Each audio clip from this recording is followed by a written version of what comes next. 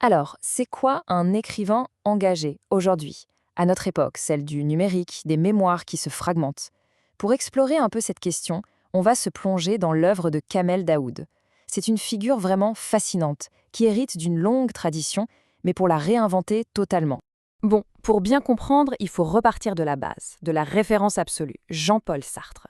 C'est lui qui a défini l'engagement comme une responsabilité totale. Chaque mot qu'on écrit a un poids, une conséquence politique. Au XXe siècle, c'était ça la norme. L'écrivain devait prendre parti, s'engager. Mais aujourd'hui, les choses ont bien changé. Et ce tableau, il illustre parfaitement le basculement qu'opère Kamel Daoud. On passe d'une posture idéologique, d'un grand discours, à une éthique très personnelle de l'écriture. La voix n'est plus celle d'un collectif ou d'un parti, mais celle, unique et souvent très douloureuse, d'un individu. Alors, voilà le parcours qu'on va suivre. On commence par cet héritage de l'engagement, puis on va plonger dans son roman Auris pour comprendre ce concept de corps archive. Ensuite, on verra son rapport à la langue, son action dans les médias, pour enfin définir ce qu'est sa nouvelle éthique. Allez, on attaque avec ce fameux héritage. Le modèle du XXe siècle, celui de l'écrivain qui s'aligne politiquement, s'est un peu effondré. La question, c'est comment être dans le coup aujourd'hui. Et c'est justement à ça que Daoud apporte une réponse complètement nouvelle. Pour vraiment saisir cette nouvelle forme d'engagement, il faut absolument lire son roman Ouris. C'est un texte essentiel. Il nous plonge au cœur des traumatismes de la guerre civile algérienne des années 90.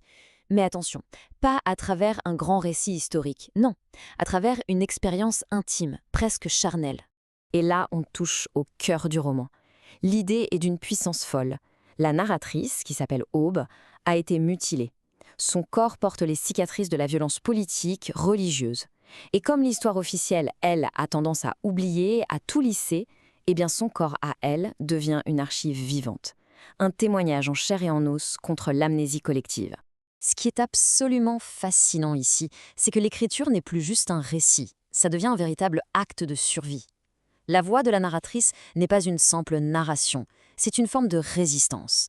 C'est la preuve que même la violence la plus extrême ne peut pas totalement effacer une histoire. Et la forme même du roman reflète cette idée.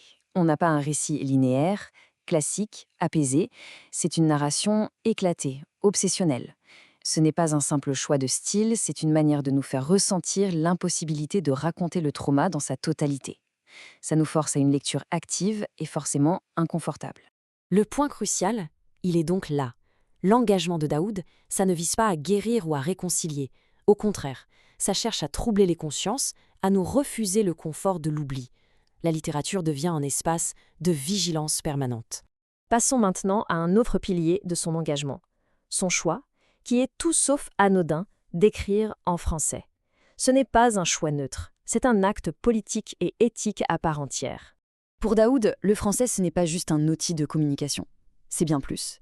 C'est un terrain de lutte, une langue qui porte en elle toutes les cicatrices de l'histoire. L'utiliser, c'est accepter cette complexité et s'exposer. Alors, ce choix, il a une double fonction, très stratégique.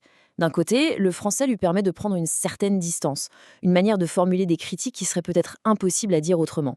Et de l'autre, ça inscrit son œuvre dans un dialogue mondial, ça lui donne une portée universelle. C'est une prise de responsabilité à une toute autre échelle. Mais l'engagement de Daoud ne s'arrête pas au livre, loin de là. Il se prolonge, il se déploie dans l'espace médiatique d'aujourd'hui, un espace qu'on sait fragmenté et souvent très polarisé. Et pour ça, il utilise toute la palette des médias modernes. C'est une vraie rupture avec l'intellectuel classique qui se contentait de la presse écrite. Daoud, lui, il va à la radio, il fait des podcasts, et il s'aventure même sur un terrain aussi miné que Twitter. On pourrait se poser la question, bien sûr. Mais ce qui est vraiment intéressant, c'est que pour lui, ces plateformes, ce ne sont pas des outils de promotion. Elles sont le prolongement de son écriture. Ce sont des arènes où il continuait de défendre la complexité et la nuance, justement, là où tout pousse à la simplification. On arrive maintenant au cœur de sa démarche, au point de convergence où tout s'assemble.